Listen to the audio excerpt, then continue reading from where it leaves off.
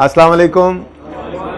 आपकी आवाज़ ठीक है माइक वाली आमिर भाई? ठीक है, मेरे टी को बुला भी दो जरा। अच्छा जी, लेक्चर 67 स्टार्ट करते हैं जी। कल ये बात हुई थी हमारी, और भी बहुत सारी बातें हुई थी। ये तो हमने कर ही लिया था। पीरियोडिक परपेचुअल की एंट्रीज क्लियर हैं, मसला तो कोई नहीं है, उनको याद रखना है आपने, ठीक है।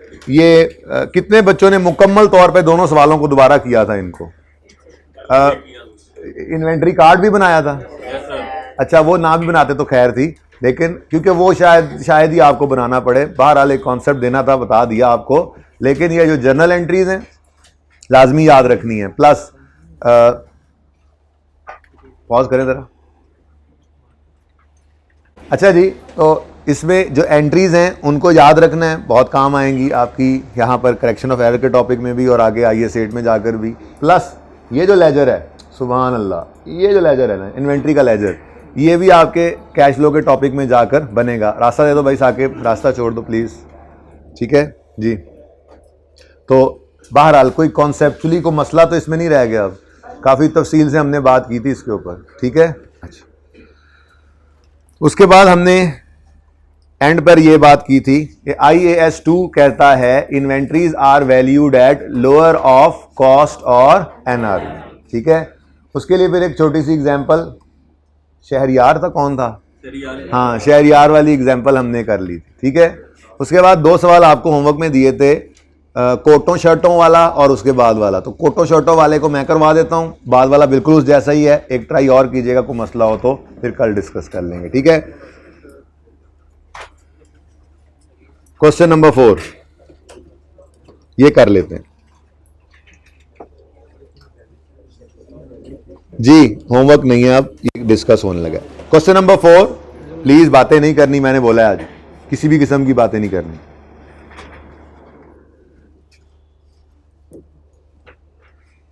दूसरा क्या किया?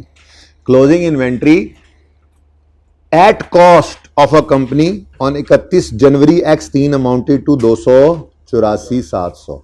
तो ये है क्लोजिंग स्टॉक टोटल कंपनी के पास, कॉस्ट पर, सारे की सारी कॉस्ट बने, कॉस्ट पर ये क्लोजिंग स्टॉक पड़ा है। कॉस्ट ऑफ क्लोजिंग स्टॉक कितनी है जी? 284,700, ठीक है जी। भाई दरवाज़ा खुलता रहेगा, आप देखते रहेंगे यार, चौकीदार हैं आप लोग यार। इधर तमाशा लगाया हुआ, इधर देखो ना यार। भाई जितना आगे हो सके बैठना, एंड पे नहीं जाना कोशिश करके, ठीक है ना, जहाँ जहाँ, और गुंजाइश भी बना के बैठें, ज़्यादा पीछे बच्चे ना जाएं प्लीज़, ठीक है। अभी बैठे रहें लेकिन बनाते रहिएगा। अच्छा जी, ये क्या है जी? टोटल स्टॉक की कॉस्ट जो इनके पास 31 जनवरी की रात को पड़ा है, ठीक है। अब वो कहता है following items were included in the total at cost. इस टोटल में, इस 284,700 में ये भी पड़ा है और ये भी पड़ा है, और इसके अलावा बाकी भी स्टॉक था जो आप भूल गए होंगे। खैर, क्या कहता है जी? इस टोटल में 400 कोटें पड़ी हैं, कोटें, कोट्स, ठीक है जी। तो 400 कोट्स पड़े हैं, 400 कोट्स। क्या है जी इनके बारे में? क्या बता रहा है जी? Which had cost 80 each. भाई कैमरे में ये सही आ रही है तस्वीर, बेहतरीन आ रही है, आपको भी सही नजर आ रहा है सबको? अच्छा जी, तो कॉस्ट इसकी है ईच 80 रुपया। 80 रुपए का एक कोट हमने खरीदा, तो टोटल कॉस्ट कितनी बन गई फिर? 400 कोटों की, रुपीज 80 ईच है, तो 32,000 रुपए के हमें ये कोट पड़े थे। ओइंग टू अ डिफेक्ट, एक बाजू लगना रह गया था इन सब में। Owing to a defect in manufacture, एक बाजू ही नहीं है। They were all sold after 31 January at 50% off their normal sale. आधी कीमत ने फिर भी बेच ली है। क्यों? हमने एक उसको कहा मॉडल को कि तुम आओ और आके ना ये कोट पहन के तुम फिर के दिखा दो थोड़ा सा। एक बाजू वाला कोट पहन के फिर के दिखा दो, और भाई बात सुनो, जितने पैसे आ गए ना इन कोटों को बेच के, 5% तुम्हारा, तो ये सेलिंग कॉस्ट है, ठीक है। और वो बिक भी गए, लोगों ने कहा नवा फैशन आ गया, नवा फैशन आ गया, नवा फैशन तो सस्ता भी 50%, ठीक है। तो ये है मामला। NR भी निकालनी पड़ेगी, डिफेक्टिव है, एस्टिमेटेड सेलिंग प्राइस। अब नॉर्मल सेलिंग प्राइस कितनी है? नॉर्मली ये सेल होते थे 150 ईच के, नॉर्मली सेल होते थे 150 ईच के, और 50% ऑफ नॉर्मल पर बिके यानी 75 ईच, ऐसे ही है। कितने बिके? एनआरवी ऑफ कोट्स है 400 जी। एस्टिमेट कितना बन गया? 30,000। लेकिन वो कह रहा है selling expenses amounted to 5% of the proceeds. जो पैसे आने हैं उसको क्या कहा था? 5% तेरा। तो ये फिर हमें तो नहीं ना आ रहे, ठीक है। तो फिर एस्टिमेटेड रिपेयर कॉस्ट है ये। यस नहीं, एस्टिमेटेड रिपेयर कॉस्ट नहीं है ये एस्टिमेटेड सेलिंग कॉस्ट है। मैंने कहा चलो फॉर्मूला तो पूरा लिख लें। एस्टिमेटेड सेलिंग कॉस्ट 30,000 का 5% ये उसको दे दिया हमने, ठीक है। कितना? 15? अच्छा सिर्फ 100, 15,000 लिखने लगा। 1500 कितना आ गया जी? 28,005। तो 400 कोट्स 32,000 वाले, इनकी एनआरवी है 28,500। लोअर क्या है? तो फिर यही वैल्यू है, ठीक है। नेक्स्ट, अच्छा एक चीज दिमाग के अंदर गूंजने लग गई। These were all sold after 31 January. Sir आपने कहा सर आप तो एस्टिमेटेड कह रहे हैं, ये तो एक्चुअल फिगर गिवन है। आप तो एस्टिमेट बोल रहे होते हैं और ये तो एक्चुअल गिवन है। तो क्या ये हम एनआरवी की कैलकुलेशन में यूज कर सकते हैं? देखें, असल में तो एनआरवी कैलकुलेशन में फ्यूचर की एक्सपेक्टेड वैल्यूज ही इस्तेमाल की जाती हैं, ठीक है। हर दफा दरवाजा खुला और अब बच्चों ने देखा तो जिसने बाहर देखा मैंने उसको बाहर भेज देना है, वो बाहर ही रहे। दरवाजा खुलने पे बाहर, अब दरवाजे की तरफ नहीं देखना। ये आप लोग खास तौर पे जो चौकीदार वाली सीट पे आज बैठ गई, खबरदार, किसी ने दरवाजा खुलता रहे बेशक, आप लोगों को उससे कोई लेना देना नहीं होना चाहिए, ओके। अच्छा जी, मैं ये कह रहा था कि जी आइडियली तो एस्टीमेट्स ही यूज किए जाते हैं एनआरवी की कैलकुलेशन में, क्योंकि हम कहते हैं ये जो स्टॉक हमारे पास पड़ा है इस वक्त, ये फ्यूचर में इतने का बिक सकता है इतने खर्चे के बाद, यानी इसकी एनआरवी। लेकिन कभी कभी एक्चुअल फिगर्स भी फ्यूचर की मिल जाती हैं फ्यूचर की ही। वो क्या कह रहा है? These were all sold after 31 January at इतने रुपए, आफ्टर इनकरिंग इतनी कॉस्ट। तो भाई 31 जनवरी पर तो ये नहीं ना बिके, समझ आ रही है बात? 31 जनवरी पर तो ये क्लोजिंग स्टॉक में ही पड़े हैं ना। अब 31 जनवरी के बाद एक्चुअली दरअसल में ना, आइए सेट में जरा तफसील से बात भी करूंगा। थोड़ी सी बात मैंने correction of error fix asset वाले में की भी थी कि फाइनेंशियल स्टेटमेंट्स बन जाती हैं, ईयर एंड होता है, ईयर एंड होने के बाद 2-3 महीने लगा देती हैं ऑर्गेनाइजेशन फाइनेंशियल स्टेटमेंट्स बनाने के अंदर। बात करेंगे इंशाल्लाह अगले टॉपिक्स के अंदर, ये सारी चीजें IAS 1 में, IAS 8 में, ये यही बातें होनी है, ठीक है। फाइनेंशियल स्टेटमेंट्स ऐसे नहीं होता 31 अगर 31 जनवरी फॉर एग्जाम्पल इनका ईयर एंड है 31 जनवरी X3, तो 31 जनवरी X3 की शाम को फाइनेंशियल स्टेटमेंट्स नहीं बन जाती, ये 2-3 महीने लगा देती हैं ऑर्गेनाइजेशंस इनको तैयार करने में। तो 31 जनवरी पर ईयर एंड हुआ और फरवरी में या मार्च में बैठे हुए असल में ये चीजें बिक भी गई, ठीक है। तो फरवरी मार्च की एक्चुअल फिगर्स को ही आप यूज कर सकते हैं। 31 जनवरी पर ये फिर भी फ्यूचर की वैल्यूज ही हैं, क्योंकि 31 जनवरी पर ये स्टॉक पड़ा हुआ है। ये चाहे फरवरी में बिक रहा है चाहे मार्च में बिक रहा है, एक्चुअल हमें पता लग गया है, लेकिन हम 31 जनवरी की फाइनेंशियल स्टेटमेंट्स बना रहे हैं ना, तो इस दिन तो ये क्लोजिंग स्टॉक ही है, ठीक है ना। इसलिए आइडियली तो फ्यूचर की एस्टिमेटेड वैल्यूज ही यूज की जाती हैं, लेकिन अगर कभी 31 जनवरी में खड़े होकर वो फ्यूचर की एक्चुअल वैल्यूज भी दे दे, आप सुकून से, आपके लिए वो फ्यूचर की वैल्यू ही है। 31 जनवरी का स्टॉक निकालते हुए फरवरी मार्च में एस्टिमेट गिवन हो या एक्चुअल भी गिवन हो, आप यूज कर सकते हैं इररिस्पेक्टिव ऑफ एक्चुअल या एस्टिमेट। आपने ये देखना 31 जनवरी पर ये स्टॉक है और फरवरी में कभी कह देगा असल में बिक गई इतने की, कभी कह देगा इतने की बिक सकती है। दोनों सूत्रों के अंदर आप कैलकुलेशन इसी तरह से करेंगे, आपकी कैलकुलेशन में कोई फर्क नहीं पड़ेगा। ये बात समझ आई है? बोलो। तो इसलिए इस बात से परेशान नहीं होना था। वैसे तो किसी ने इस पर ध्यान नहीं दिया होना, मैंने कहा चलो दे लें, किसी ने ध्यान दिया ही नहीं होना, पर चलें अब मैंने ध्यान दिलवा दिया ताकि ये कॉन्सेप्ट भी जहन में रहे। ये कभी ना कोई पूछ ले यार एस्टिमेट्स होते हैं यूज, आपने एक्चुअल यूज किया हुआ, तो उसे कहना भाई 31 जनवरी पर तो ये स्टॉक ही है ना, तो 31 जनवरी पर तो ये नहीं बिका था, तो फरवरी की एक्चुअल वैल्यू भी मिल गई है तो वो कर लें यूज। समझ आई ये बात? आगे समझ, सबको आगे समझ। अच्छा जी, the following items were included at cost in total. 800 शर्टें भी हैं, शर्ट्स नहीं शर्टें भी हैं। अब 800 शर्टें these two are found to be defective. इनमें कॉलर लगना भूल गया था, जब बनाने वाले ने बनाया कॉलर लगाने भूल गया। हमने कहा चलो कोई बात नहीं, रंग बिरंगी शर्टें हैं, सब पे वाइट कॉलर लगा दो, होती है ना वाइट कॉलर वाली, ठीक है। अच्छा, तो रेमिडियल वर्क 5 रुपए हर शर्ट पे कॉलर लगाने का खर्चा आ गया, ठीक है। 5 रुपए, दूसरी रो 7 हो जाए, तीसरी रो 7 हो जाए, चौथी रो 7 हो जाए प्लीज, और 5वीं रो भी अब इसके बाद 7 होंगे, ठीक है। सवारियों की जगह बना लें बाजी, कंडक्टर कह रहा है जी। जी क्या कह रहा था मैं, हाँ, ये भी डिफेक्टिव हैं, ठीक है। अब इनका डिफेक्ट दूर करने के लिए हमने कहा कि यार ऐसा करते हैं, रेमिडियल वर्क, ठीक है ना, सही कराते हैं इनको। अब वो फिर अगेन वही बात कर रहा है, 31 जनवरी पे ये शर्ट स्टॉक में है और वो कह रहा है remedial work in February 3 costed 5 पर शर्ट। तो फरवरी में ये एक्चुअल कॉस्ट आ गई ना, छोड़ो यार, हमें तो जनवरी के अंदर ये स्टॉक ही पड़ा हुआ है ना, इसलिए ये फिगर यूज कर लेंगे। अब ये क्या है, एस्टिमेटेड रिपेयर कॉस्ट, मैं लिखूंगा एस्टिमेटेड लिखो, तो फॉर्मूला याद रखो अपना ऐसे, ठीक है। एस्टिमेटेड रिपेयर कॉस्ट कितनी है हर शर्ट की, 5 रुपए, 5 पर शर्ट। और फिर हमने कहा सेलमैन को, यार देख ये बिकना फिर भी मुश्किल है, लोग कहेंगे सारे ही वाइट कॉलर हैं ये तो थोड़ा सा तेरी ना जरूरत पड़ेगी हमें, थोड़ा तू जरा अपनी स्किल्स यूज कर, बिकवा दे हर शर्ट के ऊपर 1 रुपया तेरा, ठीक है।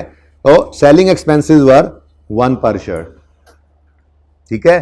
तो फिर एनआरवी निकल सकती है, क्या कहता है, these were sold for 28 each, these were sold 31 जनवरी पे नहीं, वो कह रहा है फरवरी में ये काम किया हमने, फरवरी में फिर रिपेयर कॉस्ट और सेलिंग एक्सपेंस लगाकर ये बेच दी हमने 28 रुपए ईच की। तो हमारे लिए तो ये 31 जनवरी पर एस्टिमेटेड सेलिंग प्राइस ही है ना, मैं वैसे एक्चुअल है लेकिन मैं एस्टिमेटेड ही बोलूंगा। एस्टिमेटेड सेलिंग प्राइस 28 रुपए पर शर्ट, और शर्ट्स हैं 800, कितनी 22,400 की बिक जाएंगी, लेकिन बिक जाएंगी इसके लिए रिपेयर कॉस्ट भी पड़ेगी 5 रुपए ईच, ठीक है। 5 रुपए तो 800 शर्ट्स का 4,000 रुपया खर्चा होगा, और एस्टिमेटेड सेलिंग कॉस्ट 1 पर शर्ट है, तो 800 रुपए इस पर भी लग जाएंगे जी। 600, 17,600, 17,600। ओहो, हमने कॉस्ट तो लिखी नहीं, उसने लिखा हुआ था ना ऊपर, विच हैड कॉस्ट 20 ईच, 20 रुपए की एक पड़ी थी, तो ये क्या डिफेक्टिव थी, फिर भी फ्यूचर में नुकसान नहीं हुआ।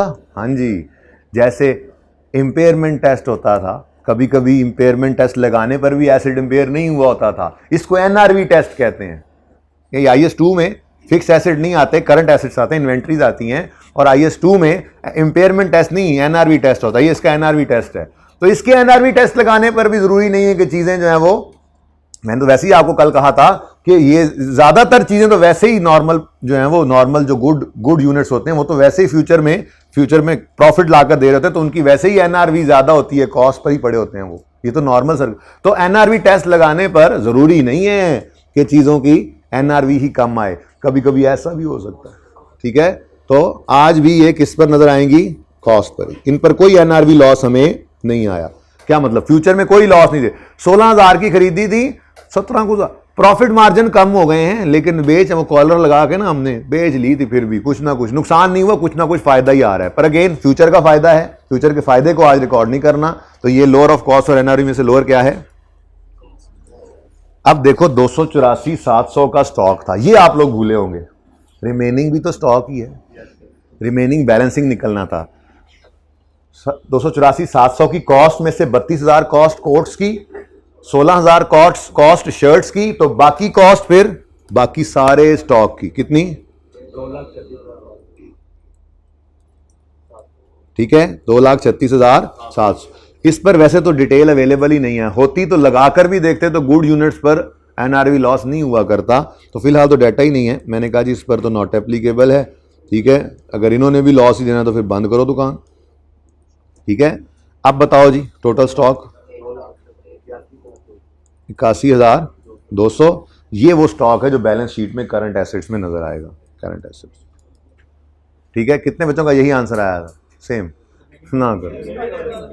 रिपेयरिंग असल तो यही मसला था, भूलना तो यहीं से था। क्या वो स्टॉक नहीं है आपके पास? वो कह रहे हैं जी टोटल 2,84,000 का स्टॉक है, जिसमें से 32 और 16 टोटल 48,000 का स्टॉक किया है, तो बाकी स्टॉक ही नहीं है। फिर बैलेंस शीट में लिखोगे ही नहीं भाई, कुछ तो खुदा का खौफ करो।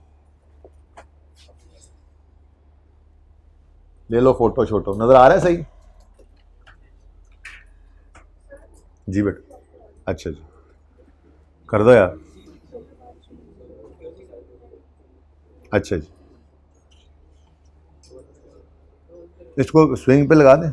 नहीं, अच्छा बेटा, अच्छा बेटा बंद कर दो यार,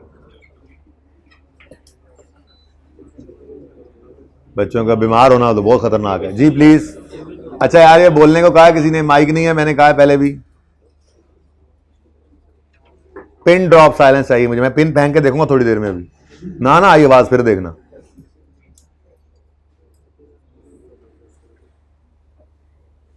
अगला सवाल आप ट्राई करना, बिल्कुल इस जैसा ही है, ठीक है?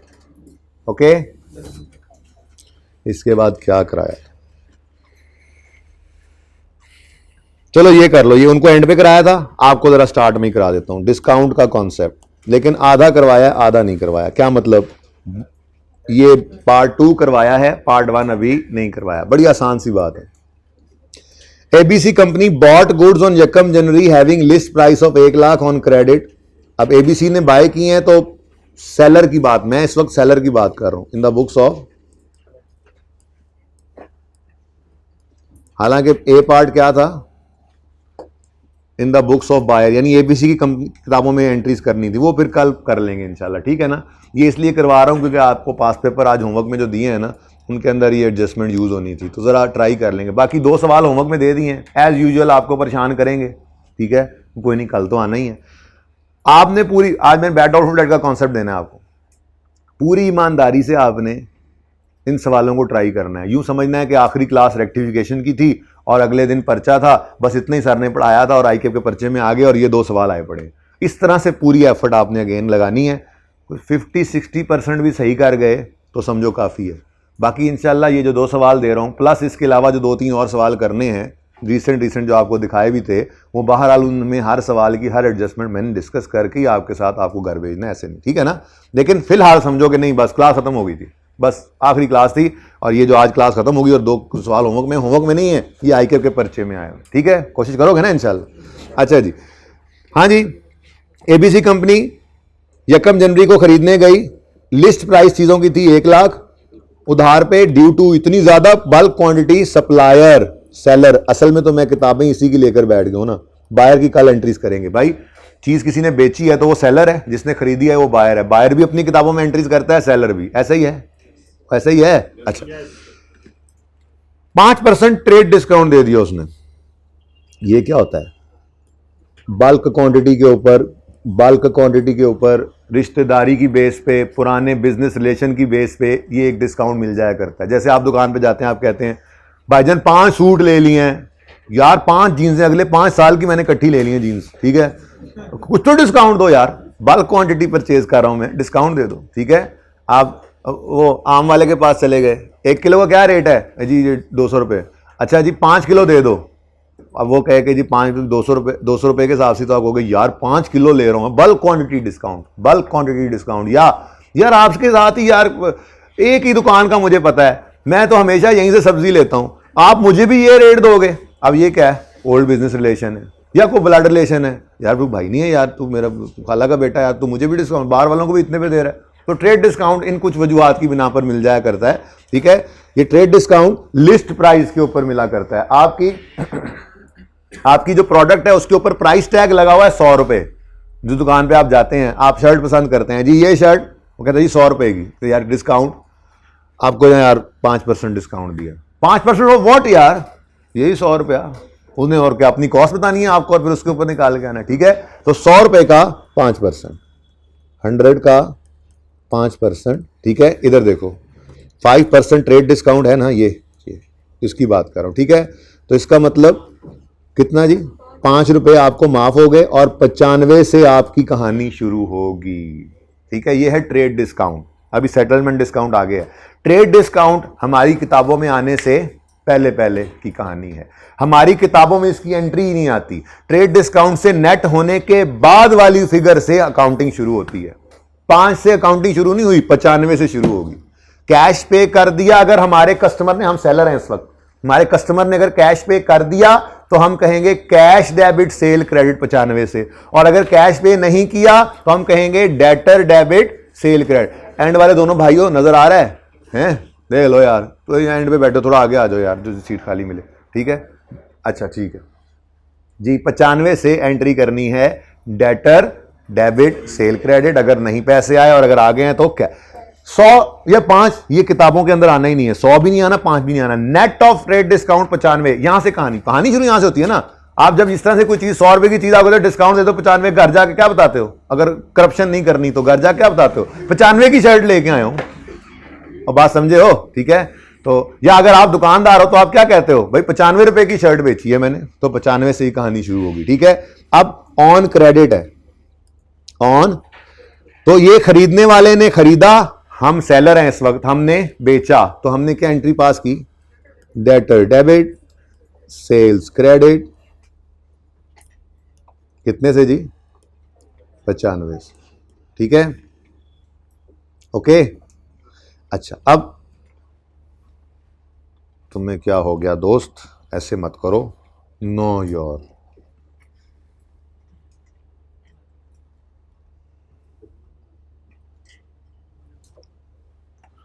अच्छा जी, एक तो ये बड़ा मसला है सर, ये जल्दी मिल जाता है ना, हम तो चाहते हैं 10-15 मिनट खज्जल हों आप अच्छी तरह से।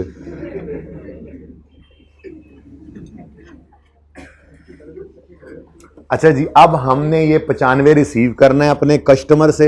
अब हम उसे कह रहे हैं, अब देखो जो बिजनेस होता है ना, बिजनेस उधार पे सेल इसलिए करता है कि सेल बढ़ जाए, लेकिन एट द सेम टाइम कोशिश ये होती है कि पैसे जल्द अज जल्द कैश में कन्वर्ट भी हो जाएं, क्योंकि कैश जितनी जल्दी वापस आएगा, दोबारा साइकिल, हम कैश ऑपरेटिंग साइकिल भी पढ़ेंगे ना जी, ठीक है, ये रेशोस के टॉपिक में जाके, तो ये कैश जितनी बार चक्कर लगा के वापस आता है उतनी दफ़ा प्रॉफिट इसके ऊपर आता है। ठीक है, अब थोड़ी देर हम एसी चलाएंगे फिर बंद कर देंगे, ठीक है ना, थोड़ी देर चला दो यार इसको, फिर थोड़ी देर बाद 10 मिनट बाद फिर बंद कर देना।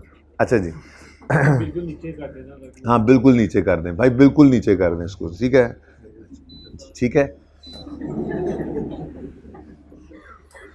अच्छा जी, बात समझ आ रही है? और सुनो, क्या कह रहा था मैं? हाँ, कैश जितनी जल्दी वापस आए उतना फायदा है। ठीक है, कैश जितनी जल्दी वापस आए, इसको भाई नीचे करना था बिल्कुल, उतना ही फायदा है। अब प्लीज, अब हमने अपने कस्टमर को लालच देनी है। ठीक है, हमने उसे कहा भाई देख, अगर तू 20 दिन के अंदर अंदर पैसे दे जाता है ना, तो फिर तुझे 10% और माफ, 10% और माफ। वो भी बड़ा तेज है, आ गया 15 जनवरी को लेके पैसे, यकम जनवरी को सेल की, उन्होंने कहा 20 दिन के अंदर अंदर पैसे देगा तो 95 में से 10 रुपए और छोड़ देंगे, 10 रुपए राउंड कर रहा हूं, 9.5 10 रुपए कह रहा हूं, ठीक है ना, आसानी के लिए 10 रुपए और छोड़ देंगे। वो बड़ा तेज निकला, 15 को आ गया। अब मुझे बताओ, अगर वो 15 को आ रहा है, 15 को अगर वो आ रहा है तो कैश लाएगा, कैश घर से 95 लाएगा, वो घर से निकलेगा ही 85 लेकर, क्योंकि 10 तो उसको हमने माफ कर दिए हैं। ठीक है, तो ये 85 लाया, लेकिन अब हम कल को उससे ये नहीं कह सकते कि मेरे दोस्त आपने हमारे 10 रुपए अभी भी देने और 85 से क्रेडिट करें, ना ना ना ना। ठीक है, ये cash debit debtor credit, cash 95 आने थे, 85 आए, 10 का तो नुकसान हो गया, 10 का तो नुकसान हो गया क्या नहीं हो गया? 85 रिसीवेबल था, रिसीव कितना हुआ? सॉरी 95 रिसीवेबल था, रिसीव कितना हुआ? 85, तो 10 रुपए का नुकसान हो गया। अब इस नुकसान को कहते हैं डिस्काउंट अलाउड एक्सपेंस, इसको कहते थे डिस्काउंट, इसको कहते थे डिस्काउंट अलाउड एक्सपेंस। अगर सारे बच्चे ऐसे बैठे होते ना जिन्होंने कभी जिंदगी में इंट्रो ना पढ़ी होती, तो मैं उनको ये एंट्री करवाता ही ना। लेकिन काफ़ी बच्चे ऐसे हैं जिन्होंने इंट्रो में ये कॉन्सेप्ट कहीं ना कहीं पढ़ा होगा, हाथ खड़ा करें, कहीं ना कहीं डिस्काउंट का। अब ये जो इतने 15-20 बच्चे बैठे हैं, ठीक है, या जो सुन रहे होंगे उनमें होंगे, उनको ये बताना ज़रूरी था, एंट्री यही है। लेकिन IFRS 15 ने जब आया तो उसने इसको चेंज कर दिया, ठीक है, और अब वो ये कहते हैं कि इस एक्सपेंस को अलग से रिकॉर्ड करने की बजाय आप सेल्स को ही कम कर लो। देखो, एक्सपेंस का बढ़ना या सेल्स का डेबिट कम होना, बात तो एक ही है ना, ठीक है। तो IFRS 15 अब ये कहता है कि आप इसको डिस्काउंट अलाउड एक्सपेंस, कल इंशाल्लाह बायर वाली किताबों में भी ऐसी एंट्री करेंगे डिस्काउंट रिसीव के लिए, ठीक है ना। तो IFRS 15 कहता है कि नहीं जी नहीं, ये क्या अलग से आप सेल ओवर स्टेट हो जाती है, उसको असल मसला इससे है IFRS 15 ने इसके बारे में कहा है, दूसरा फिर हमने खुद से ही अज्यूम किया कि दूसरे के बारे में फिर ऐसे ही होगा ना, ठीक है। परचेज केस वो कल बताऊंगा। IFRS 15 क्या उसका असल में मसला IFRS 15 का FR 2 पहले FR 1 में होता था, FR 2 में जाके पढ़ोगे IFRS 15 जो है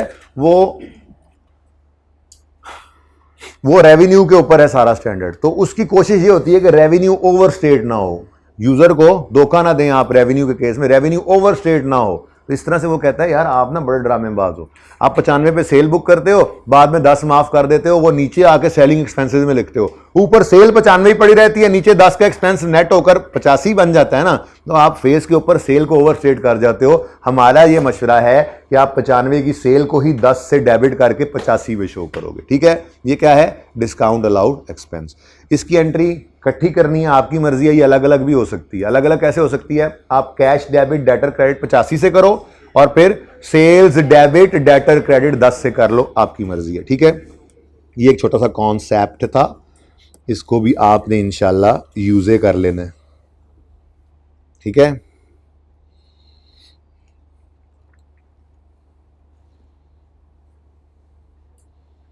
अब मैं फिर जरा पॉज करें, मैं मिटा छिटा लूं। ओह अच्छा जी, रिवीजन स्टार्ट करते हैं जी बैड एंड डाउटफुल डेट्स की। आप लोगों ने रजिस्टर कहाँ है,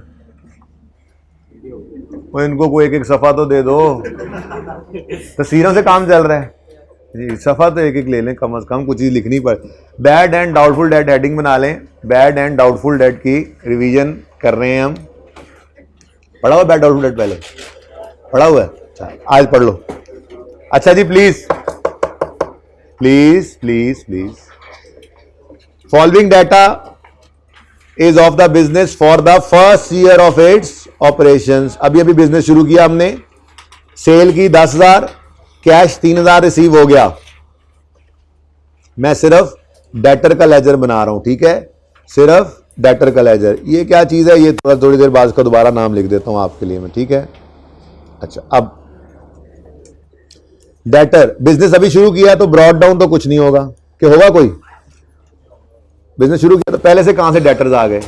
10,000 की सेल की है, क्वेश्चन नंबर 7 पहले हो रहा है, 8 उसी को कंटिन्यू करेंगे अगला साल जी। 10,000 की सेल हुई, सेल की एंट्री तो आती होगी, बता दें, डेटर डेबिट सेल्स क्रेडिट, ठीक है। फिर 3,000 रुपया रिसीव हो गया, कैश रिसीव्ड की एंट्री फरमा दें, कैश डेबिट ना मैंने सेल का लेजर बनाया है ना कैश का बनाया, क्योंकि वो रेलेवेंट नहीं है मेरे लिए इस वक्त। मैं डेटर्स और उसकी प्रोविजन की बात करने जा रहा हूं, ठीक है ना, और उनमें से जो बैड डेट होते हैं उनकी, ठीक है। अच्छा, तो कैश डेबिट डेटर क्रेडिट कितने से,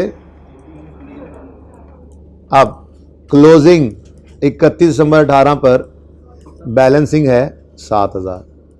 अब ये 7,000 हमारा क्या है, रिसीवेबल। क्या है, रिसीवेबल। 31 दिसंबर 18 की शाम को हम दुकान बंद करने ही लगे, थोड़ा से बाहर आके बैठे, ठंडी हवा चल रही थी, बारिश होने वाली थी, तो साथ वाला दुकानदार भी मूड़ा मूड़ा मूड़ा समझते हैं, मूड़ा मूड़ा ऐसे वो जो गोल सा होता है, वो बाहर निकाल के वही बैठा हुआ था।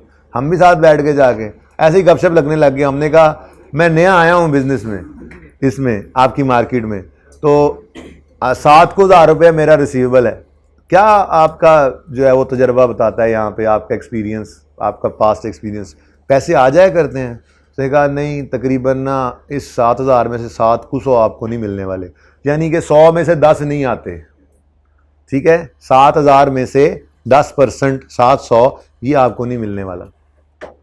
अब ये एक अंदाज़ा है, अभी भागे नहीं है, लेकिन शक पड़ गया कि फ्यूचर में ये 700 रुपये हमें नहीं मिलने वाले, नुकसान होने जा रहा है।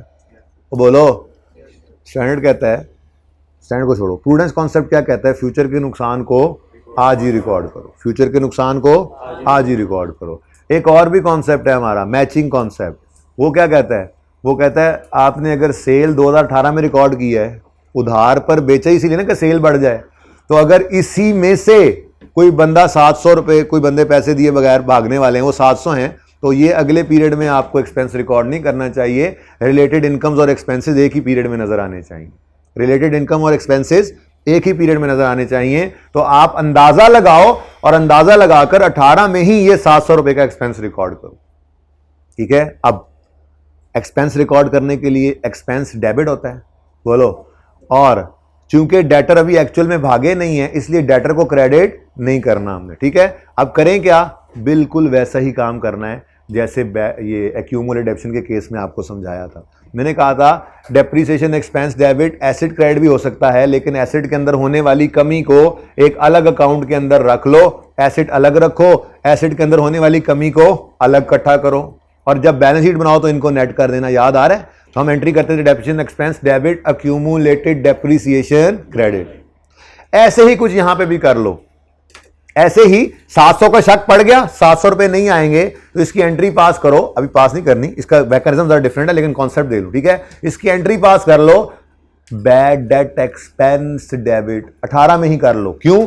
शक है कि ये नहीं आएंगे 19 में। प्रूडेंस कहता है फ्यूचर का जो एक्सपेंस है, लॉस है, उसको आज ही रिकॉर्ड करें। सबकी तवज्जो इधर हो, बड़ी अहम बात कर रहा हूं, प्लीज सबकी तवज्जो इधर हो प्लीज। मोबाइल शुबाइल गप शप हर चीज छोड़ दें। ठीक है, अहम बात इसलिए है कि ये बार बार इस्तेमाल होना है और डिस्कशन सिर्फ अगले 20-25 मिनट में इसकी खत्म हो जानी है। रेक्टिफिकेशन में इसने आ जाना है, IS8 में इसने आ जाना है, कैश फ्लो के टॉपिक में टिका के इसने आ जाना है दोबारा से, और FAR2 में जाओगे वहां भी जान नहीं छूट रही होगी, IS12 में इसने आ रहा होना है। फिर आप बैठे होगे यार वो 20-25 मिनट अगर मैंने पढ़ लिए होते ना, आज ये मसाइल ना होते। ठीक है, इसलिए फ्यूट्यूर रे के मसाइल से बचने के लिए ज़रा तवज्जो, फिर सिर्फ 20 से 25 मिनट की तवज्जो दे दें। ठीक है, उसके बाद फिर मजीद जितना टाइम है वो भी दे दीजिएगा तवज्जो। अच्छा, क्या कह रहा हूं मैं? अंदाजा, वो कह रहे हैं अंदाजा लगाओ, 700 का एक्सपेंस होना है फ्यूचर में, आज ही रिकॉर्ड करो, 18 में ही रिकॉर्ड करो। प्रूडेंस कॉन्सेप्ट कहता है फ्यूचर का लॉस आज ही रिकॉर्ड करो। मैचिंग कॉन्सेप्ट कहता है सेल अगर 18 की है, इसमें से लोगों ने भागना चाहे 19 में है, आप 18 में ही उसको रिकॉर्ड करो।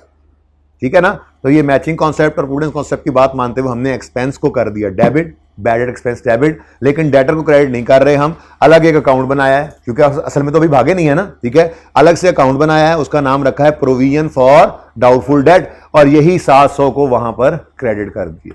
ठीक है, अब bad expense profit and loss में चला जाएगा 700 रुपया, और प्रोविजन का क्लोजिंग बैलेंस डेटर्स के साथ नेट होगा बैलेंस शीट में, जैसे एक्यूमुलेटेड डेप्शन नेट होता था।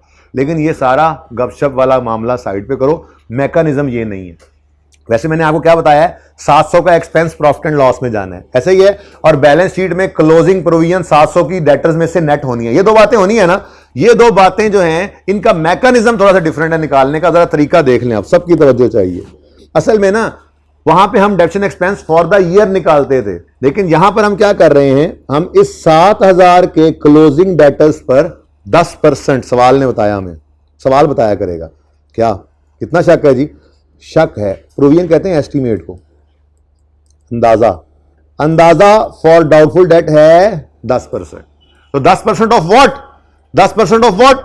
डेटर्स जो रिसीवेबल हैं उनमें से ही 10% नहीं ना आने, उसको ये अंदाजा है। ठीक है, तो फिर आपने जब इस 7000 पर 10% लगाना है तो क्लोजिंग बैलेंस पर 10% लगा रहे हो, तो जो आंसर आएगा उसको भी उसूली तौर पे फिर प्रोविजन के लेजर का क्लोजिंग ही बनाया जा सकता है।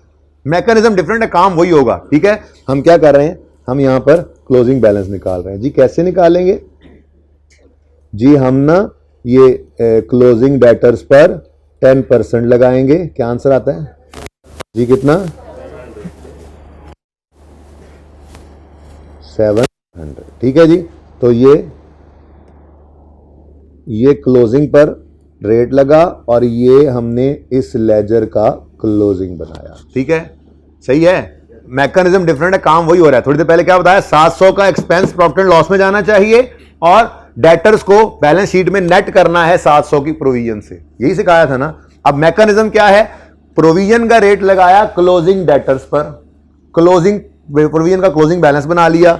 अब मुझे बताओ साल के शुरू में, अच्छा इसका नाम तो बता दो, इसका नाम क्या है? Provision for doubtful debts. एक अंदाजा है। प्रोविजन मतलब, प्रोविजन क्या कहा मैंने? प्रोविजन किसे कहते हैं? प्रोविजन एस्टीमेट को कहते हैं। किसको? अंदाजे को, एस्टीमेट को। ठीक है, चल यार, provision means estimate, estimate means अंदाजा।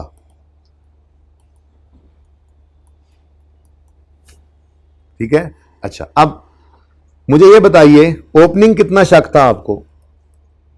भाई डेटर्स ही नहीं थे, बिजनेस ही शुरू नहीं किया, शक पहले से ही लेके बैठे हुए थे आप। अच्छा, अब इस लेजर में क्लोजिंग बैलेंस ओपनिंग लिखा करेंगे जो कि सिफर है। क्लोजिंग कैसे बनाएंगे? डेटर्स के क्लोजिंग पर प्रोविजन का रेट लगाकर, और जो बैलेंसिंग फिगर आएगी उसे फेंक दिया करेंगे प्रॉफिट एंड लॉस में। ठीक है, तो प्रॉफिट एंड लॉस में बैड डेट एक्सपेंस की फिगर जाया करेगी। ठीक है, कहां पे भाई? प्रॉफिट एंड लॉस में, जो इस लेजर में से निकला करेगी बैलेंसिंग। जरा बताओ कितनी है? आ गया 700 का एक्सपेंस, बैड डेट एक्सपेंस। अब एंट्री वही हो रही है, करनी ऐसे नहीं है, मैकेनिज्म चेंज है। क्लोजिंग पहले लिखा, इसे बैलेंसिंग निकाला, पर गौर करो तो एंट्री वही हो रही है जो मैंने बोली थी। प्रोविजन का लेजर हो रहा है क्रेडिट और बैड डेट एक्सपेंस हो रहा है डेबिट। तो प्रोविजन की एंट्री है कि नहीं? प्रोविजन की एंट्री। ठीक है, तो प्रोविजन की एंट्री क्या है? Bad debt expense debit provision credit. इसलिए बता रहा हूं कि रेक्टिफिकेशन के टॉपिक में ये यूज करनी पड़ सकती है, वरना मैकेनिज्म ये नहीं है, मैकेनिज्म ये। ठीक हो गया। अब इनकम स्टेटमेंट क्या नजर आएगा? इनकम स्टेटमेंट बोलो। बैड डेट एक्सपेंस, ये क्या होता है जी? एक एस्टीमेट होता है। ओके, तो बैड डेट एक्सपेंस 700 रुपए का 2018 की इनकम स्टेटमेंट में नजर आएगा, और बैलेंस शीट के अंदर क्लोजिंग डेटर्स हैं, क्लोजिंग डेटर्स हैं 7000 के, और हमें शक है इनमें से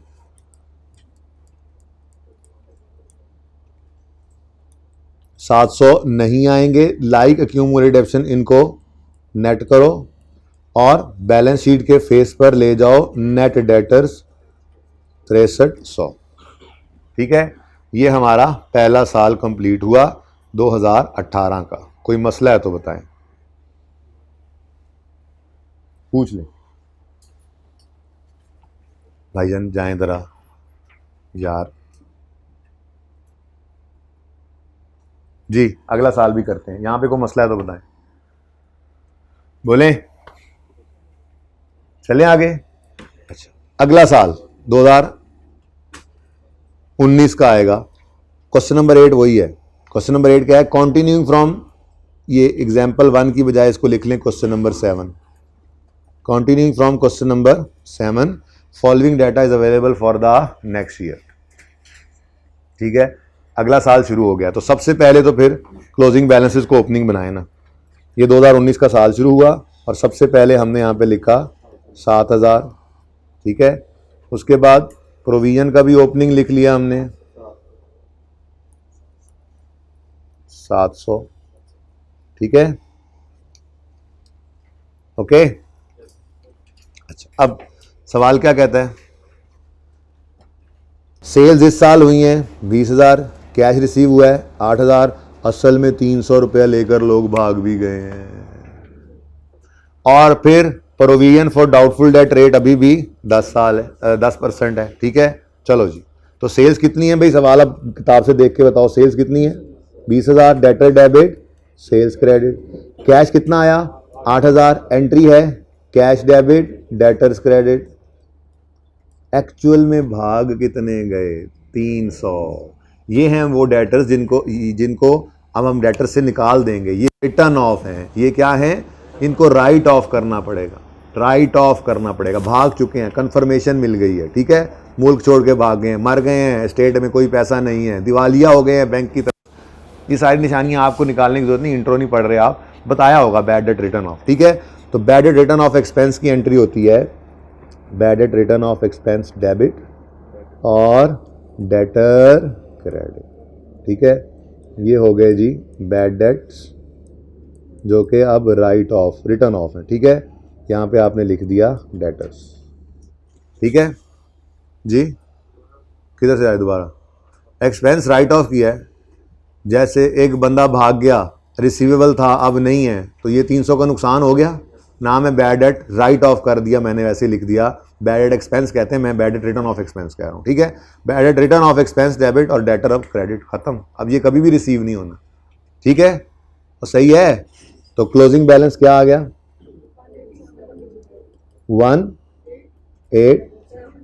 18,700 अब हमारा रिसीवेबल है, 19,000 नहीं है, क्योंकि 300 तो अब गया, पक्का हो गया, ठीक है। अब ये क्लोजिंग अगेन 18,700 है, और वो साथ वाले दुकानदार ने जो बताया था 10%, वो अंदाज़ा अब आज हमने फिर लगाना है, तो हमने यहाँ पर आकर लिखना है 18,700 का 10%, 1870, ठीक है। ये 1870 लिखने की मैंने एक नाकाम कोशिश की है, ठीक है। अच्छा, अब दोबारा लिख ले 1870, अब सही नजर आ रहा है, अब लाइन लगा देते जी। अच्छा जी, अब साल हुआ खत्म, ठीक है, तो यहां से आप इसको कैरी डाउन लिख लो, आपकी मर्जी है। एक्सपेंस कैरी डाउन होते हैं ब्रॉड डाउन नहीं होते, कैरी डाउन हर चीज होकर ट्रायल में जाती है, एक्सपेंस यहां से कैरी डाउन ट्रायल में जाएगा, और एक्सपेंस ट्रायल से होकर प्रॉफिट एंड लॉस में जाते हैं, तो बोलो कि नहीं जाते।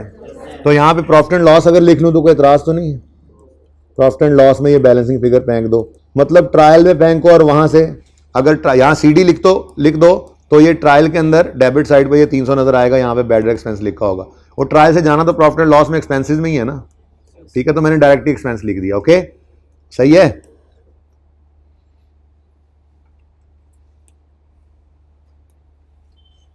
ये कहीं देख ही ना लो आप, लेकिन इसका कोई इरादा नहीं है कि ये आपसे छुपाए। चलो जी भाई, तो ये 300 प्रॉफिट एंड लॉस में एक्सपेंस चला गया, और हमें साल के पिछले साल के एंड पे 700 का शक था, वो पिछले साल के डेटर्स पे था, अब इस साल 1870 पे शक हो गया हमारा, तो 700 से शक बढ़ा है, तो शक की बुनियाद पर कितना एक्सपेंस और रिकॉर्ड करना है, बैड डेट एक्सपेंस, जो कि प्रॉफिट एंड लॉस में लेकर जाना है, जो कि यहां से हमने उसूल बनाया था बैलेंसिंग निकालना है, वो कितना है 1170। अब जरा देखिएगा प्लीज इधर ध्यान दें, प्रॉफिट एंड लॉस और प्रॉफिट एंड लॉस दो तरह के एक्सपेंसेस जा रहे हैं, ठीक है। एक है बैड डेट, रिटर्न ऑफ, ये कहते हैं इसको एक्चुअल एक्सपेंस, इसको क्या कहते हैं जी, एक्चुअल, और दूसरा है बैड डेट एक्सपेंस, जो कि हमने एस्टीमेट की बेस पर निकाला था। कुछ समझ आ रहा है। एक्चुअल है 300 का एक्सपेंस, और शक में जो इजाफा इस साल हुआ 1170, तो इन टोटल कितना बन रहा है ये 1470 का एक्सपेंस हमने रिकॉर्ड किया है, जिसमें कुछ है एक्चुअल और कुछ है एस्टीमेटेड। एस्टीमेट की बेस पर भी तो रिकॉर्ड करते ही है ना कुछ खर्चा, ठीक है, जो शक है, ओके, यहां तक कोई मसला तो नहीं है। अच्छा, अब ये काम ना हम ऐसे किया करते हैं अकाउंटेंट्स कि हम कहते हैं यार दोनों चीज़ें ही प्रॉफिट एंड लॉस में जानी है, ठीक है, एक ही तरह की दोनों चीज़ें हैं, तो ऐसा करो इन दोनों को किसी एक जगह इकट्ठा करो और वहाँ से एक फिगर ले जाओ, प्रोविजन को ले जाओ बैड डेट में और फिर एक फिगर वहाँ से प्रॉफिट एंड लॉस में फेंक दो, या बैड डेट को ले आओ प्रोविजन में और यहाँ से एक फिगर फेंक दो, ठीक है। तो मैं बच्चों को ऐसे पढ़ाया करता हूँ कि बैड डेट रिटर्न ऑफ को प्रोविजन में फेंक दें, ठीक है। दो अलग अलग जग गंदे पानी के हैं, इनको आधे आधे हैं, इकट्ठा करके एक करो, एक को बाहर ले जाओ, दरवाजा भी आसानी से खुल जाएगा, ठीक है, सही है ना। यानी कि दो अलग अलग जगह से एक एक्सपेंस जा रहा है, ठीक है, एक ही तरह का एक्सपेंस, इनको इकट्ठा कर लो, ठीक है, एस्टिमेटेड और एक्चुअल ऐड करके लिख दो, अलग अलग क्या लिखना। अब उसका तरीका क्या होगा जरा देखिएगा गौर से। अब हम इसको प्रॉफिट एंड लॉस में डायरेक्ट नहीं फेंकेंगे, हम कहेंगे ये एक्सपेंस डेबिट नेचर की चीज है, इसको खाली करना है, जरा देखना इसको क्या करना है, खाली उंडेलना है प्रोविजन में, खाली करना है प्रोविजन में। तो हम क्या कहेंगे कि ये बैड डेट एक्सपेंस का अकाउंट करो क्रेडिट और इसको फेंक दो प्रोविजन के अकाउंट में, यानी इसको कर दो डेबिट, ठीक है।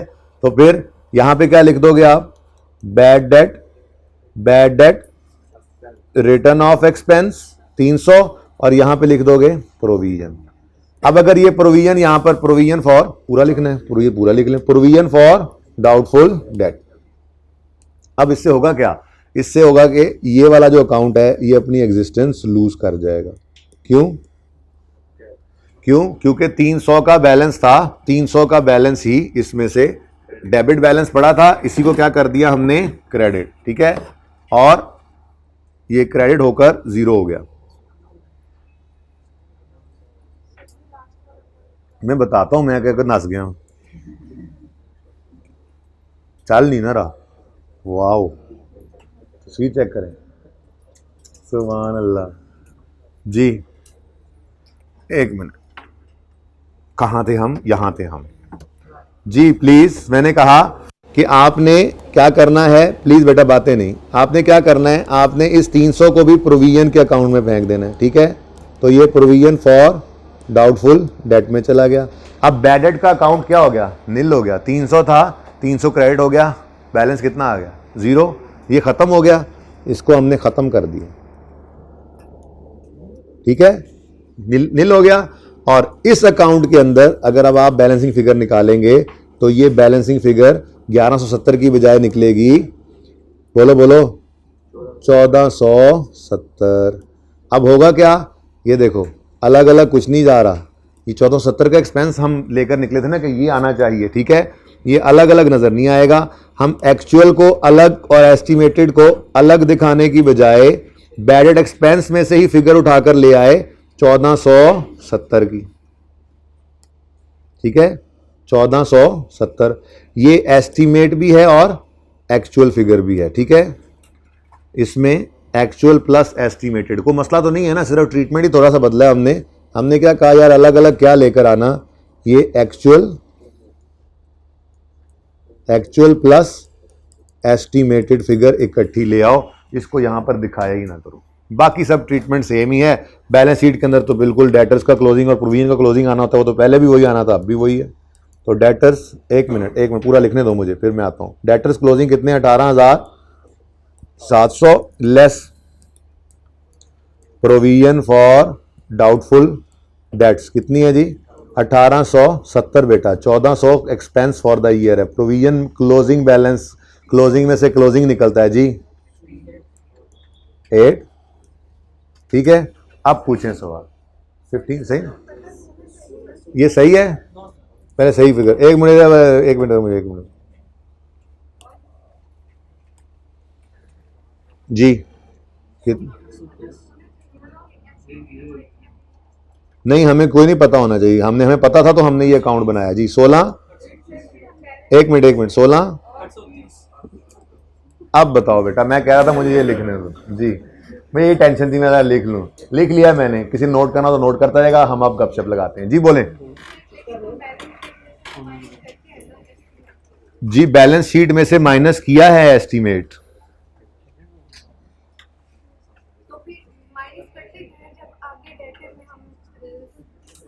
18,700 पर 1870 का शक है, कर दिया माइनस। इसमें अलग अलग कहानी देखें तो अंदाजे का फर्क पड़ा है 1170 और एक्चुअल में 300 भाग भी गए हैं, तो टोटल 1470 का एक्सपेंस हमने रिकॉर्ड करना था। एक ही फिगर 18,700 डेटर रहना है तब तक जब तक पक्का ना हो जाए कि भाग गए हैं। जिस दिन पक्का होता है उस दिन रिटर्न ऑफ की एंट्री करते हैं। 300 डेटर के अंदर आ रहा है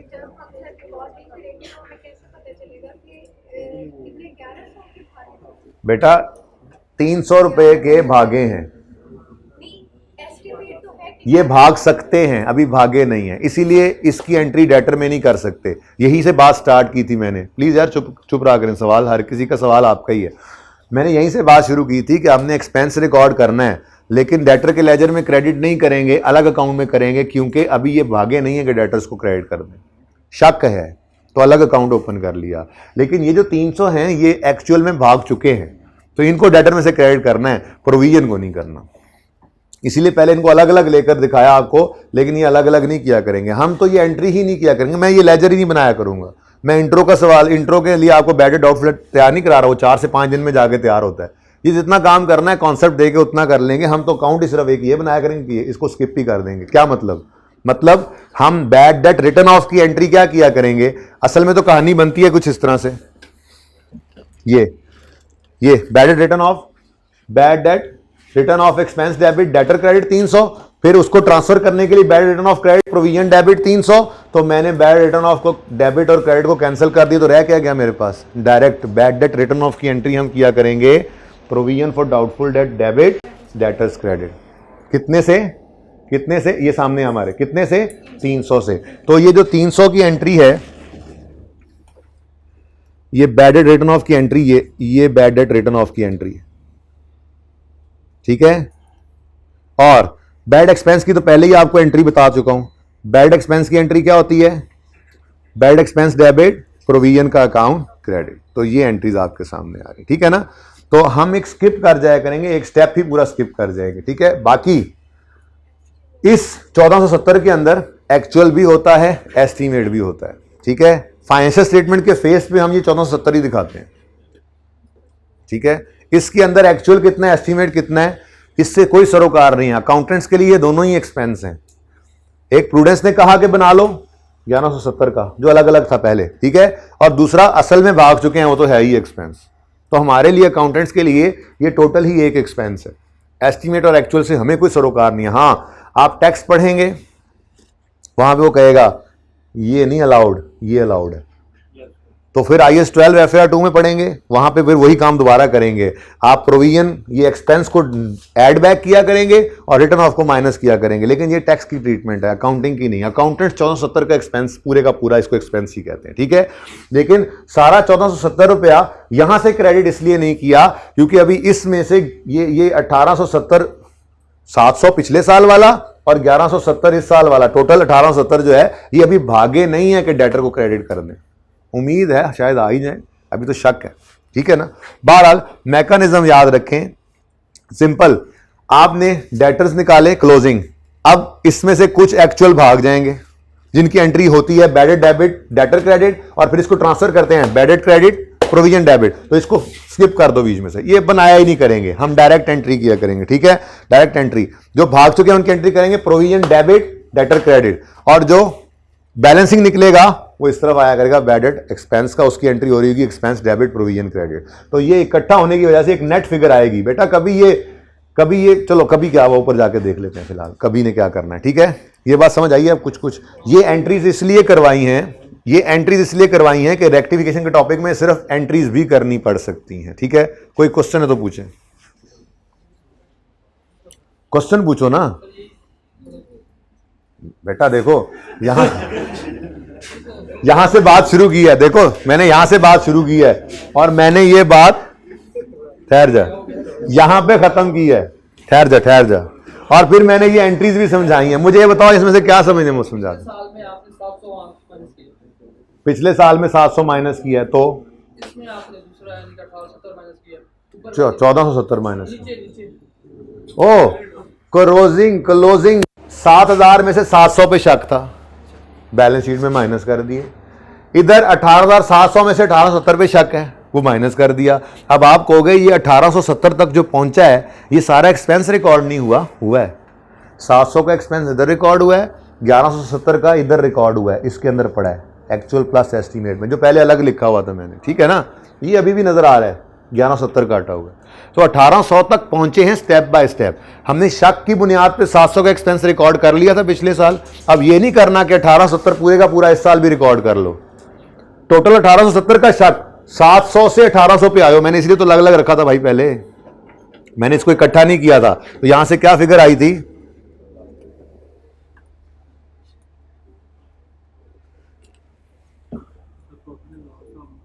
खैर जा यार, एक को तो भुगताने दे। ये 1170 ये पहले निकला था, ये 300 इधर नहीं है, ठीक है। अब आप कह रहे हो कि ये 700 पर शक था, भाई ये ओपनिंग प्रीमियम का मतलब होता है कि इतना एक्सपेंस हम पिछले साल रिकॉर्ड कर चुके हैं, इतना एक्सपेंस हम पिछले साल ही रिकॉर्ड कर चुके हैं।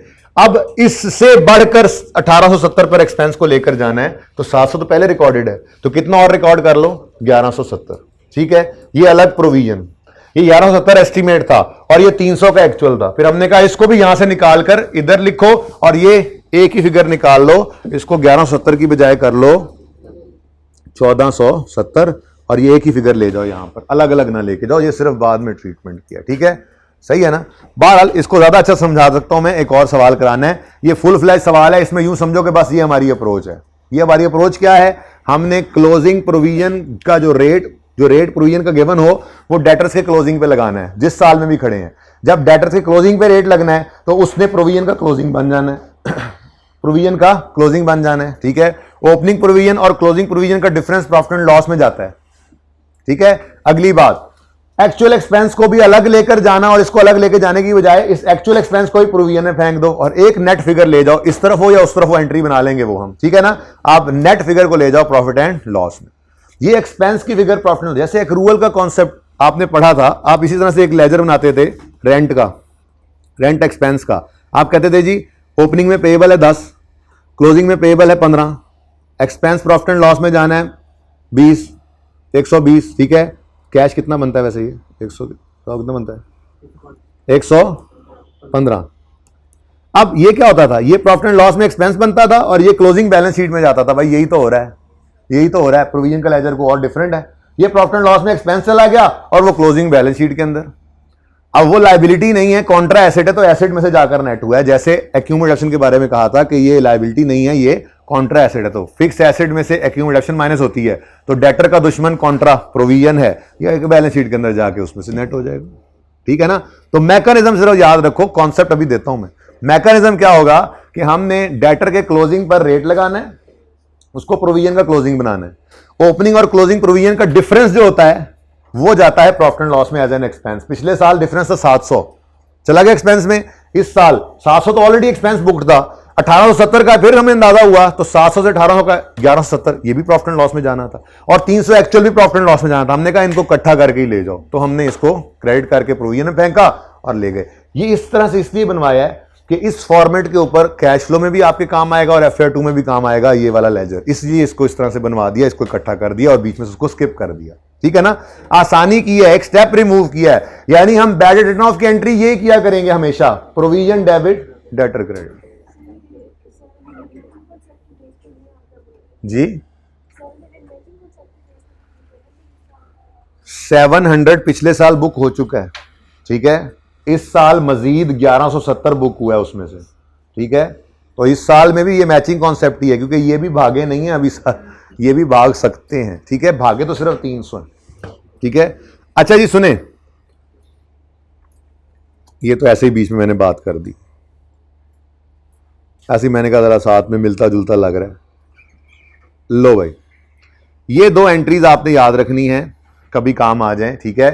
कि आपने बैड डेट रिटर्न ऑफ की एंट्री, असल में तो एंट्री वही है जो बताई, bad written of debit debtor credit, और फिर उसको ट्रांसफर कर देते हैं, हम कहते हैं जी इसको भी फेंक दो प्रोविजन में, तो प्रोविजन डेबिट रिटर्न ऑफ, तो इसको काट के एंट्री ही क्या बना ली हमने, provision for doubtful debt debit debtor. इससे ना, इससे काम आसान हो जाता है, इससे हमारा पूरा एक लेजर स्किप हो जाता है, एक स्टेप निकल जाता है।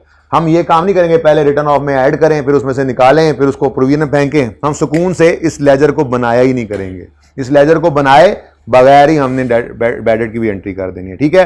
फिर इससे एक ही फिगर निकलेगी, एक्चुअल भी और एस्टिमेटेड भी, इकट्ठी होकर प्रॉफिट एंड लॉस में चली जाएगी। Expense for the year profit and loss में नजर आएगा, और क्लोजिंग्स जो हैं वो आपको पता है बैलेंस शीट में जाते हैं। डेटर्स हैं 18,700, जिनमें से 1870 पे शक है, नेट करो। जब बैलेंस शीट में पहुंचेंगे तो नेट करेंगे, डेटर्स में से इनको नहीं निकालना, क्योंकि अभी ये भागे नहीं है, भाग सकते हैं, ठीक है, शक वाले हैं, ओके।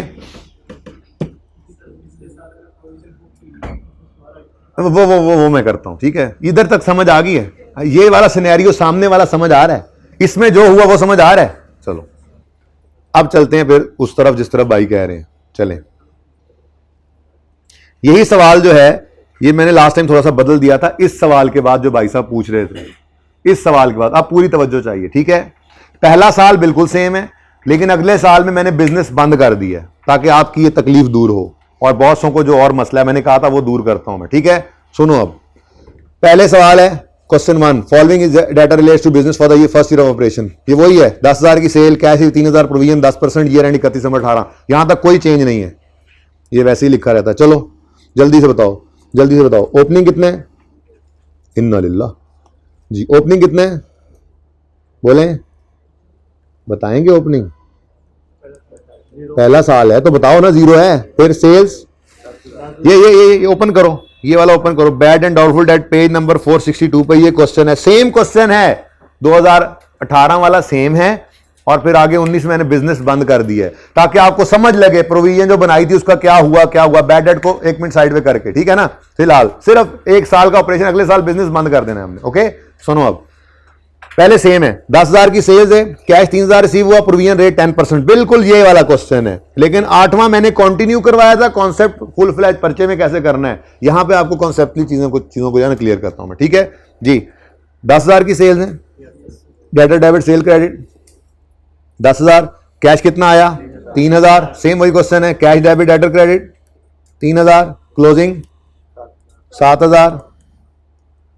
अब ये क्लोजिंग मैंने बीच में वो लेजर ही उड़ा दिया, वैसे तो है ही नहीं पहले साल में, लेकिन मैं बनाऊंगा ही नहीं, ये बना हुआ है ना, इसको बनाएंगे ही नहीं, डायरेक्ट करना जैसे सिखाया है, ठीक है। अच्छा, अब जी ओपनिंग प्रोविजन तो कोई नहीं, बिजनेस का पहला साल है, इस 7,000 पे आपने 10% का रेट लगाया, प्रोविजन 700, शक की बुनियाद पे आपने bad debt expense, return of नहीं, एक्सपेंस जो प्रॉफिट एंड लॉस में फिगर जाती है, ये 700 का एक्सपेंस आपने रिकॉर्ड कर लिया।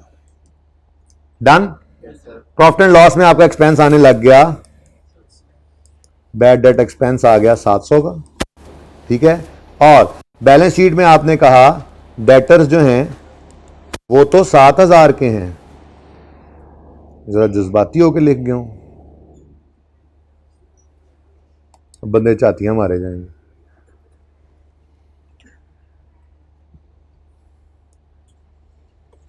जी थोड़ा सा ऐसे, डेटर्स जो हैं वो 7,000 के हैं, और शक है हमें कि इसमें से 700 रिसीव नहीं होने वाले, तो 6300 की नेट डेटर्स की आपने प्रेजेंटेशन करनी है, प्रोविजन को लेस कर देते हैं आप, ठीक है। यही काम किया था हमने भी। डन, कोई मसला यहां तक। अब अगला साल आता है, इधर देखो, continuing from example 1, assume business is closed, business बंद कर दिया लेकिन दुकान खुली है अभी भी, क्यों? और पैसे जो रिसीवेबल हैं रिसीव नहीं करने, दुकान में सामान निकाल दिया हमने, बाहर ही मंजी डाल के बह गए हैं, ठीक है, हुक्का लगा लिया, दोस्तों को बुला लिया, गपशप लग रही है और पैसों का भी इंतजार कर रहे हैं। बिजनेस हैज बीन क्लोज्ड, यानी कि ओपनिंग डेटर 7,000 हैं, सेल शेल अब कोई नहीं है, और अब वो कहता है ए, अलग अलग सिनेरियोज हैं, ठीक है। ए में क्या हुआ, कैश रिसीव्ड इज 6300, यानी एक्चुअली 700 लोग भाग गए। अब देखना जरा बड़ी तवज्जो से, ठीक है, कितना कैश आया जी 6,300, और वो कह रहे हैं जी bad debt write off actually कर दो 700, क्लोजिंग कितना बनेगा, क्लोजिंग क्यों जीरो, बिजनेस क्लोज हो गया, 6300, 7,000 आना था, 6300 आ गया, बाकी 700 हमने राइट ऑफ कर दिया। इस राइट ऑफ की एंट्री वैसे तो बनती है, सुन लो एक दफा, bad debt expense debit debtor credit, फिर हमने करना है बैड डेट को क्रेडिट और प्रोविजन को डेबिट। मैं कह रहा हूं दफा करो इसको, ऐसे टाइम जाया करता है हमारा, हम तो डायरेक्ट एंट्री करेंगे प्रोविजन डेबिट, इससे एक और बात ये भी समझ आएगी। ओपनिंग प्रोविजन कितनी थी, ये, ठीक है भाई, चाहतियां ना मारो, बाहर रुक जाओ, बात सुनो उस्मान, भाग गया जी। क्लोजिंग कितना आएगा, जीरो का 10% कितना होता है, जीरो का 10% पता है कितना होता है, यानी कि प्रोविजन का क्लोजिंग कितना आएगा, जब नीचे करके लिख लें, 0 इंटू 10%, जीरो कहता है 1 जी, 0। अब देखो कितनी जबरदस्त कहानी बन गई, हमने कहा था 700 भागेंगे प्रोविजन, एक्चुअल कंपेयर भी हो जाता है यहां पर ले आए तो, ठीक है, 700 भागेंगे, 700 ही भाग गए। बैलेंसिंग फिगर जो कि बैड डेट एक्सपेंस की आती है, जो कि प्रॉफिट एंड लॉस में जाती है, वो कितनी आई, 0। अब इधर देखो 2019 के अंदर अगर ए सिनेरियो है तो बैड डेट एक्सपेंस कितना आएगा, 0।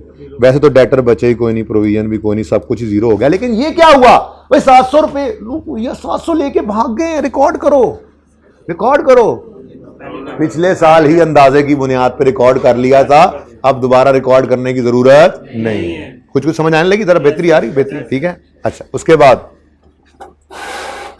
नेक्स्ट बी सिनेरियो 6000, ये सही कर लें, पता नहीं वो गलत लिखा हो तो 6000 रिसीव हुआ है, यानी 1000 सिनेरियो बी। ये सारा सवाल वैसे ही रखूंगा, सिर्फ ये रेड कर दूंगा इसको, क्या अब ये, ताकि वो भी नजर आता रहे, ठीक है ना, बल्कि पतले वाला रेड जी, ये भी नहीं है। कितना आ गया जी? 6000 आया। 7000 क्यों कह रहे हो बार बार, बदतमीज, मैंने कहा भी है सही कर लो। दीवाने किधर है ये किधर बैठा है, ठहर जाओ, नजर नहीं आ रहा मुझे। नहीं और था, वो आवाज आ रही, नहीं किधर है, तुम हो, तुमने 7000 बोला, तुम ही थे। 7000, फिर वही 7000, ऐसी नैशी डाली है 7000 वाले ने। 6000, तो भाई दो प्लीज 6000 रुपए रिसीव हुए, तो फिर एक्चुअल में भागे कितने? इसकी एंट्री होती है bad debt, written of debit, debtor credit, फिर बैड डेट क्रेडिट, प्रोविजन। नहीं, हमने ये नहीं करना, हम तो करेंगे प्रोविजन डेबिट डायरेक्ट ही। कितना यार, ये 700 को ना थोड़ा स्मार्ट करके लिखें, ताकि फिर इसके बाद अभी एक और केस भी लिखना है ना। 700 जी, 700 नहीं, एक्चुअल में कितना हुआ? 1000। अब कंपेयर करो, 700 का शक था, प्रोविजन तो 0 है, 700 का शक था, 1000 भाग गए। छोड़ो, इस तरह ना भी करो, बैलेंसिंग निकालो, कितना आता है? 0 नहीं, 300। अब क्या कर रहे हो आप? एक्चुअल में भागे कितने? 1000। 700 ऑलरेडी रिकॉर्ड कर चुके थे, अंदाजे की बुनियाद पर अंदाजे में चेंज आया, 300 मजीद भाग गए, तो अब 300 रिकॉर्ड कर लो। यह है प्रोविजन का कॉन्सेप्ट, ठीक है, प्रोविजन का कॉन्सेप्ट। ओके, अभी कहां एक और लो जी, बड़े अच्छे लोग रहते हैं यहां पे। शक था, 700 भागेंगे, लेकिन सिर्फ 300 भागे, 6700 आ गया, 6700 आ गया। तीसरा सिनेरियो कितना आ गया? तो कितने बैड डेट? ठीक है, ये नजर आ रहे हैं दूसरे वाले भी, ठीक है ना, मैंने एक ही तरह एक ही सवाल को 3 बार करने की बजाय यहीं पे कर दिया, ठीक है। अब नस्से कितने?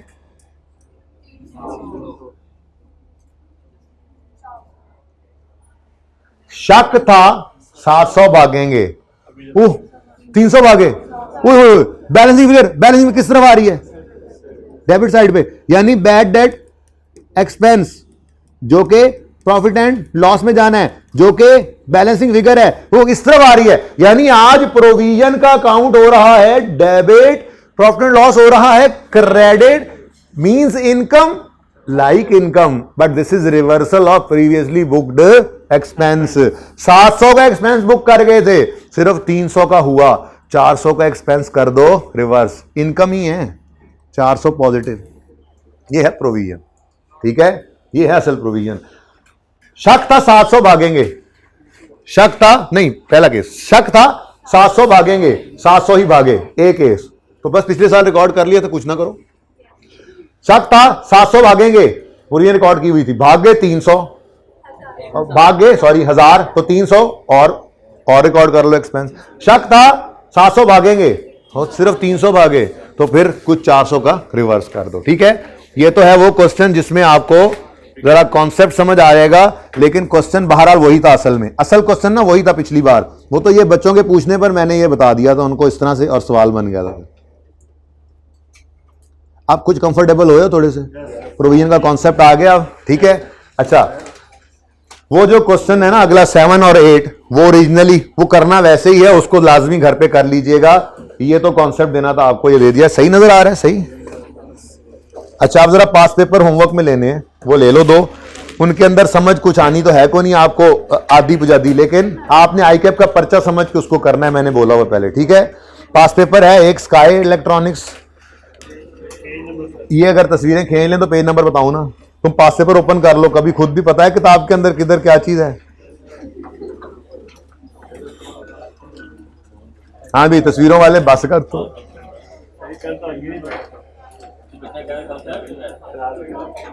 क्यों बिस्ती होती है इसमें बोला भी था साथ में। यार? वैसे मेरे दिमाग में आया कि तुम हो भाई। इधर देखें प्लीज, पास पेपर 13 है, पेज नंबर 172। एडजस्टमेंट को ऐसे ही जरा रीड करते हैं। Computer costing 24,000 was purchase for office use but debited to purchase account. हद हो गई यार, कंप्यूटर डेबिट कैश क्रेडिट करना था, परचेजेस डेबिट कैश क्रेडिट कर दिया तो गलती पता लग रही है, ओरिजिनल पता है। रेक्टिफिकेशन करोगे, कर लोगे? होना क्या था, क्या हुआ, क्या करना पड़ेगा अब आपको? हो जाएगा ना। साथ ही डेप्रिसिएशन का इंपैक्ट भी लेना पड़ेगा, फिक्स एसेट है, ठीक है। नेक्स्ट, फर्नीचर खरीदा, बुक वैल्यू इतनी थी, ऑलरेडी सोल्ड हो गया था, proceeds were credited to sales account. Original wrong, rectifying, ये तो करके आए हम, ठीक है। यकम अप्रैल 17 को, ईयर एंड है हमारा 31 दिसंबर 17। यकम अप्रैल 17 को एसई ने अपनी एक प्रेमिसेस को रेंट किया तो इनको इनकम आनी है at an annual rental of 900। Payable in advance, payable लिखा होता है एग्रीमेंट में, इन्होंने रेंट पर दी है बिल्डिंग तो इनको रिसीवेबल ही होना है। पेबल इन एडवांस, सारे पैसे इन्होंने आज ही रिसीव कर लिए। यकम अप्रैल 17 से 31 मार्च अगले साल 18 तक पूरे साल के पैसे उन्होंने आज ही रिसीव कर लिए। कितने महीने इनकम में जाने चाहिए? यकम अप्रैल 17 को ये कॉन्ट्रैक्ट शुरू होना है, 31 दिसंबर 17 तक के 9 महीने इनकम में जाने चाहिए, बाकी 3 महीने लायबिलिटी एडवांस इनकम। ऐसे ही है। तो ओरिजिनल एंट्री जो बनती है वो 9 लाख में से 9 महीने इनकम में, 9 लाख में से 3 महीने एडवांस में, कैश तो सारा ही आज आ गया। पर भाईजान ने क्या किया? द रेंट रिसीव्ड 9 का 9 वॉज क्रेडिटेड टू इनकम। ये प्लीज इसकी तस्वीर नहीं बनानी, सिर्फ देख लें। मैंने दूसरी क्लास वालों को भी नहीं बनानी थी, सिर्फ एंट्री करके दिखाई थी कि ऐसे होना है।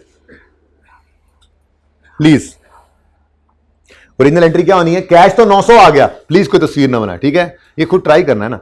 कैश तो 900 आ गया, इनकम में कितना जाना था? 900/12 इंटू 9, और बाकी एडवांस लायबिलिटी बननी थी। लेकिन उन्होंने क्या किया? सारा ही इनकम। अब रेक्टिफाइंग एंट्री क्या होगी? इनकम क्रेडिट होनी थी 675 से, हो गई 900 से, डेबिट कर दो 225 से।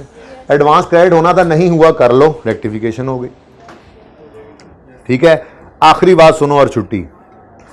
हमने अगर कोई डेट राइट ऑफ किया था तो उसकी एंट्री क्या की थी? रिटर्न ऑफ, भाग गया, एक्चुअल, हाँ, प्रोविजन या बैड डेट जो भी लिख लो, बैड डेट रिटर्न ऑफ लिखो या प्रोविजन लिखो, वो डेबिट करके डेटर क्रेडिट किया था। यानी ये एंट्री करते हो आप, बैड डेट रिटर्न ऑफ लिख लो या प्रोविजन लिख लो, एक ही बात है, ये एंट्री करते हो। हमने तो राइट ऑफ कर दिया था, उसको हिदायत आ गई, उसने कहा कर्जा तो भाई शहीद को भी माफ नहीं है, वापस आ गया पैसे लेकर, रिकवरी हो गई। किससे?